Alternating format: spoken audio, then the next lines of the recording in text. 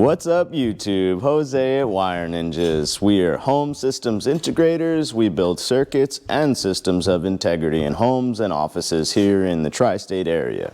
We are also Dreamedia's preferred partner in this area. What does that mean? That means two things. One, we shoot some really cool and informational content for you guys here on YouTube, but also it means if you call Dreamedia and you need install in this area, they're going to refer you guys to us. We'll take good care of you. Today we're going to talk about rack wiring theory, as I may call it. It's my video, do what I want, right? We're doing a takeover of a rack. Now, there's two ways to go about a rack. One is a fresh install, and one is a takeover, where you have a home or a client, homeowner, or a business that has an existing rack, has existing rack wiring, and you have to deal with, usually in my case, kind of a mess. It's something I like to do because the before and after is just awesome. You know, before we arrive or during the initial assessment, it's a mess. The homeowner can clearly see it. It's just rat's nest of wires, nothing's wired correctly. Nothing's done to the Wire Ninja standards, let's say. So today we're going to show you how we go about doing our rack wiring, how I break down the process, how I get everything done to my standards. And let's take a look. The plan is going to be to take over this rack, to bring it up to our standards, to rewire it entirely. That includes a breakdown of a few steps, and we'll get into that. But first, let's look at the necessary tools that we're going to use or need here, tools and equipment. So we'll go over each and everything, try to be thorough for you guys. So number one, we'll start with the patch panel. You're going to need a patch panel. Well, you're not going to need a patch panel, but patch panels are preferred for efficiency. These connections are very robust. They seem to just last forever. These are much better. It's the same kind of accommodating connection or termination as a keystone jack. However, these are stronger and seem to be higher grade and hold the cable better. You can get high-end keystones that are beautiful, probably about $6 each, but the point is that this is a really good, robust solution for what we're going to do here today, which is terminate a lot of data. The other option available to you is a keystone jack panel where there's empty squares and you can keystone individually each and every termination and then pop it in where you see fit. The difference is today we're going to focus mostly on data. We have only just a few audio circuits here and we're not doing any coax. If we had a large mix of coax, audio, or other types of circuits, maybe even HDMIs, I would have gone with either this and a keystone jack panel, a combination of the two, or one or the other, you know, or both. Keystone jack panels are wonderful because you could terminate audio, you could have little audio jacks, HDMI keystones, coax keystones, as well as data keystones. And you can intermix, you know, IR circuits or audio-video related data circuits into that patch panel. Really nice stuff. Today we're going to focus on the data, so that's why we picked a regular old patch panel with the terminations behind and in front. No editing here. It's preset. Now, one other thing we're going to use or need is a rack-mounted shelf. Not everything that we have equipment-wise is rack-mountable, so we're going to utilize one of these shelves to accommodate some of the equipment. This will go into the rack and she'll get screwed in and she'll hold equipment. Some equipment can be rack mounted, some can't. As you can see, the smaller edge switch, he didn't buy the rack mount kit for it. No worries. We find solutions for everything and everyone. A couple other things. Patch cables. These are 1 foot patch cables. I find that the 1/2 foot is hard to use in a lot of cases or a lot of scenarios. So I go with the 1 foot depending on the parameters or the situation. I brought plenty of these 1 foot cables. The reason being is because I like to find a suitable budget for the home and the homeowners. And given the budget we have here at this home, it doesn't allow me to do literally custom length wires for every single connection. However, we can achieve a really nice clean wiring job using patch panels in a more efficient manner. I don't mind making custom length cables and making that rack as beautiful as it ever possibly could be, but it takes a lot longer to do so. So patch cables are happening today. Next, we have our Brady BMP 21 Plus labeler. I think it's a wonderful machine. I know there's a couple other competing machines. I have no gripes on any of them. The only gripe I do have is don't use a regular basic $20 or $40 labeler. Get yourself a professional labeler that's capable of producing, nylon cloth tape labels that last forever. Remember, this rack and what we're doing here today is going to last the entirety of the home, or at least these homeowners. When they go and sell the home in 20 or 30 years, the next homeowner is going to come in, he's going to see all labels, or the next technician is going to come in, see all labels, and it's going to be beautiful today and in 30 years from now. So get yourself some good quality labels and make sure you label all your circuits. Not only labeling, but data logging. I did want to mention that. So any circuit we build, we label it, but we also data log it. What I do is I make a simple Google document and I build a map or a data log of the circuits. The origin, destination of the circuit, what end device it's connected to, what port it's connected to on the equipment side. And that's it. It's beautiful to have an entire, map of the circuits on paper or virtual paper via Google Docs. You go ahead, you put your homeowner, your client's email address in, you invite them to the page, and that's it. Everyone has all the information they need. They can also invite somebody as well. A new technician comes in, or let's say they sell the house, they can invite the new homeowner. It's beautiful. What else? A couple things here for, cat cable, termination.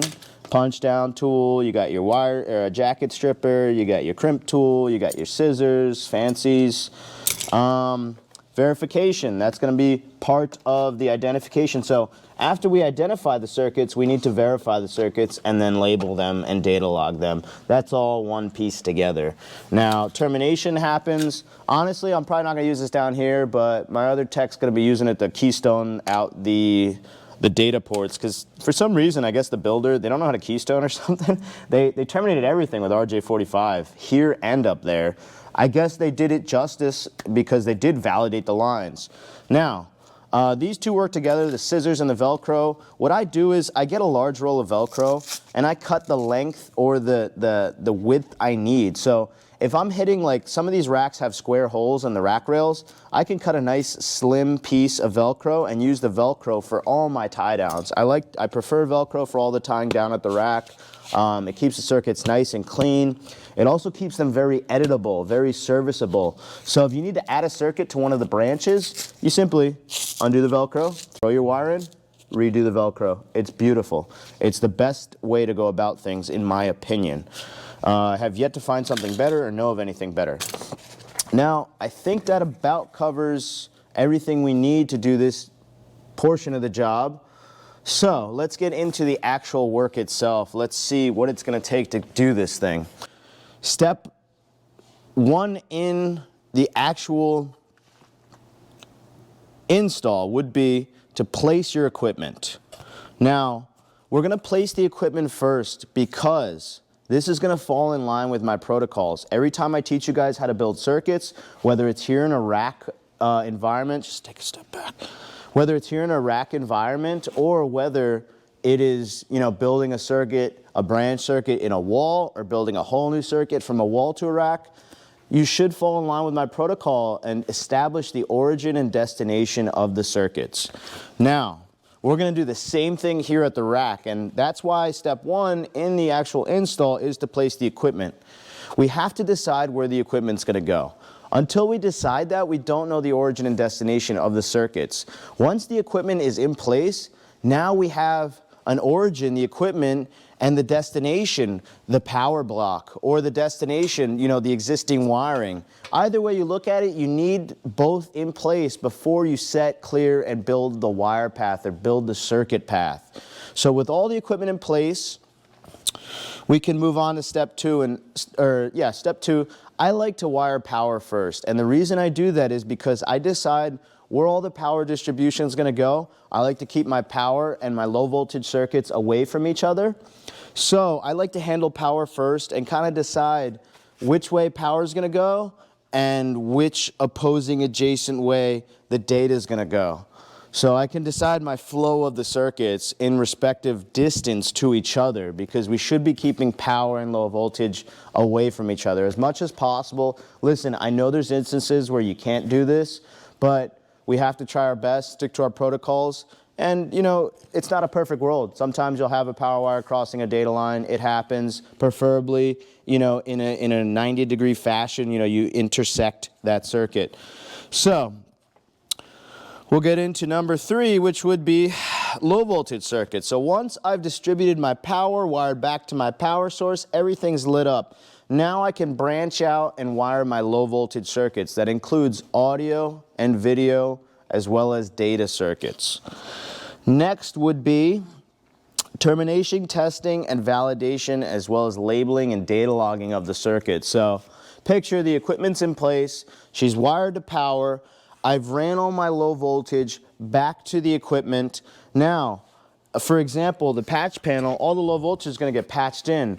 Once you make a new termination, like this stuff's already terminated, you know, it's got heads on it. Once we terminate, we have to validate again. We have to make sure that circuit has integrity. Otherwise, what are we doing here, honestly? So the next step would be, after the equipment goes in and after we've patched all in, the circuits need to be revalidated, labeled, data logged, and that's it. So now, after all that's complete, I would say we're about 70–80% done. The next step would be the interconnects. The interconnects between equipment. What I mean is we have to connect this to the internet. Same thing, the switch needs a main feed as well. We have a second switch that needs a feed. We're going to worry about the interconnects. If this were all audio and I was doing amp wiring, it would follow the same paradigm, in the sense that I would throw in my amps first. I would wire them to power. Then I would wire the audio cables to the amps, and then I would do interconnects. A lot of amplifiers, especially multi-amplifier systems, need interconnects, such as RCA feeds from one to another, daisy chaining the source signal. That's what I mean by interconnects. 7 would be to test everything. Now, what does that mean? That means test the equipment, test the audio equipment, make sure you're getting, you know, a feed back to those speakers, test the data equipment. What that means here, as this is part of a much larger installation, we've thrown up 7 access points here. We've thrown up all this networking equipment. Yes, I can see it on my computer in the UI controller software that everything's up and running, but we have to test. So for data or Wi-Fi in particular, we're going to hit every room, we're going to run our tests, we're going to make sure there's no dead spots in the home. Whatever testing can apply to this equipment and what you're doing in the home with the equipment and the circuits, you should be doing before you leave. You have to leave the home knowing that you did a good service, knowing that everything is in perfect working order. Hiccups do happen, problems can happen after the fact, especially with Wi-Fi. I tell every homeowner, you know, we've tested thoroughly. However, the best test for Wi-Fi in particular is the homeowner or the inhabitants of the home using the network as they normally do. Everybody uses a network differently. We all have a different amount of devices, and we all use different services as well as devices and use these network devices in a different fashion. Some people hang out in certain areas of the home, some people hang out in other areas of the home. It's all subjective to the particular home, the structure with Wi-Fi concerned, and the inhabitants and how they use the network. And 8, that's it, fiend. 8 would be the end. You shake hands, you say goodbye, you tell the customer, please call me, don't hesitate to call me. If there's anything questionable, if anything goes wrong, I will be there to fix it, address it on the spot, not a problem. And that's it. So what we're going to do is we're going to start breaking this thing down. And we're going to show you what that's like along the process. The first step being, I'm going to cut all these zip ties and start straining my wires. Start creating beautiful wire runs, you know, beautiful branch circuits with these wires. But also I'm going to decide what I don't need from here. This is an active network. They're using some part of this network. I'm pretty sure I can kill 3 or 4 of these lines. Leave this until I really need to transfer the network. I'll make sure with them. But I'm going to pull any circuits I can, pull the equipment, and follow my plan and process and get this thing going for you guys. And I'll bring you in along the way. Oh my gosh, is that the Dreamedia van in my neighborhood? What? Wait, Dreamedia, come back! We need you!